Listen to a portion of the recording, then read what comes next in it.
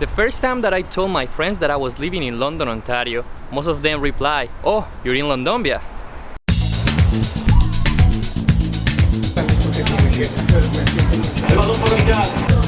But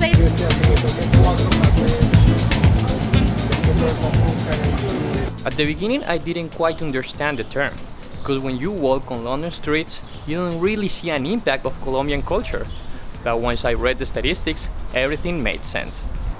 The 2016 census showed that Colombians are the biggest Latin American community in London, being close in number to the Chinese, Indian, and Portuguese community. During the 19th and 20th century, Colombians were not really interested in coming to Canada, but after the 90s, with the increase of the violence, thanks to the war between guerrilla groups and the Colombian army, also combined with the amazing immigration policies that Canada had at that time, raised the number of people claiming a refugee status to the sky, going from 56 to 6,000. I have a farm close to Bogota, and this area was very quiet, peaceful, and after years, for different reasons, the guerrilla arrived to this area, and one neighbor was kidnapping, and the environment no easy for us and the family. We, with my daughters and my wife, investigate about what is the process to apply for refugee in Canada, and we did all the papers in USA about the refugee in USA, and send the papers, and after 2 weeks in Buffalo, close to the border, then they called, and in January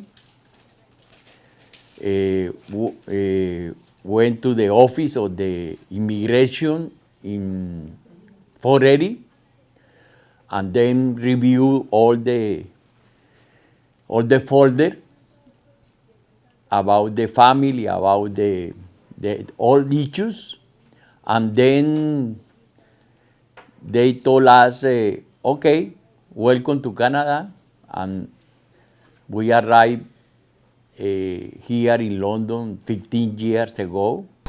The war in Colombia is over, but Colombians are still pursuing the Canadian dream. Now, we don't claim for a refugee status. Instead, we find other ways, like asking for a student visa or a work permit. I decided to come to Canada 2 years ago. I visited London for holidays. That's how I know about Fansha. And then 1 year or 1 year and a half later, I decided to come and start my studies in hospitality.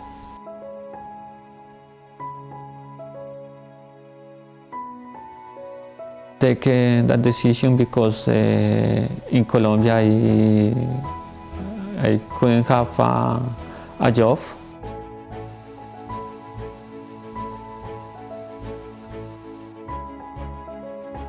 Yes, I keep in contact with my family. They think that it's a big opportunity, but also a challenge. But they say that I have to take this opportunity as a way to live another experience, and that here in Canada I can reach my objectives, those objectives that I cannot reach in Colombia. When you arrive to a new country, you have two options. One is you get involved in the community. A good example of this is Catalina Barrios, a Colombian woman who now teaches people how to dance salsa and also how to save money with coupons. 1, 2, 1, 2. The dancing lessons I'm giving, it's because I'm connected with the French Community Center. So I'm gonna be doing a couponing workshop. And when I was planning with them the workshop, a community member was interested in taking salsa classes. And I told him, okay, I can teach you, but I'm not a teacher. So he's like, okay, would you be interested in doing the classes? And I'm like, sure.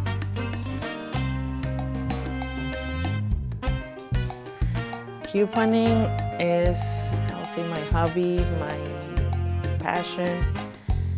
I started couponing many years ago, I'll say 9-10 years ago, after seeing a program called Extreme Couponing. So I was like, okay, how are people getting stuff for free?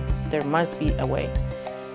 So I started doing my research and I started getting coupons and going to the store and saving $10, $20 and all. So 4 or 5 years ago, my mom told me, you need to start teaching people because this is something that you enjoy doing and you're saving a lot of money. So I have been able to teach several workshops. So I teach people how to coupon, how to price match, where to find the coupons. The biggest challenges I feel, not only for the Latin American community, but the multicultural community in general, is to adapt. And I tell people just to make friends outside their community. So, like in our case, my parents just make friends outside the Spanish-speaking community so that you know more people and you appreciate how diverse we are.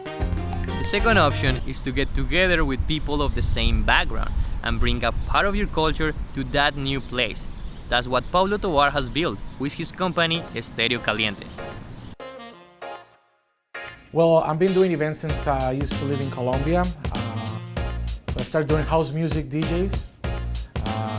That was the first thing that I started doing here. I brought several DJs to London. And then in 2013, I decided to bring Tego Calderón, who's one of the biggest reggaeton artists in Latin America. So that was the first thing that I did with Estéreo Caliente Entertainment. For Tego Calderón, I decided to do Latin events. So since then, I've been doing once a month a Latin party in different nightclubs in the city.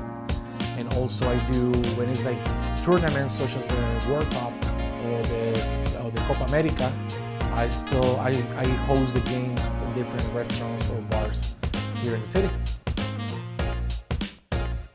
Okay, so all these events that I do for the Latin community are really important because I wanna show them and I want them to experience a little bit that we have back in our countries. So for 2 to 4 hours, they can experience good music, good drinks, and good ambience during those hours. Also, when I do my festivals, such as the Colombian Gastronomy Festival, I like to show authentic Colombian food, so people are related about those dishes and that gastronomy. Many Latinos dream with seeing the London Latin community growing as big as it is in places like Miami. But it doesn't seem realistic. During the last 5 years, the number of Latinos arriving to Canada is decreasing, and the immigration policies are getting tougher, and Canada is prioritizing helping other continents. Also, many Colombians have moved to bigger cities looking for better jobs opportunities. The days of Londombia are numbered, but Colombians are always going to be part of the underground history of London. So hopefully one day we're gonna say Londombia as a little Miami city.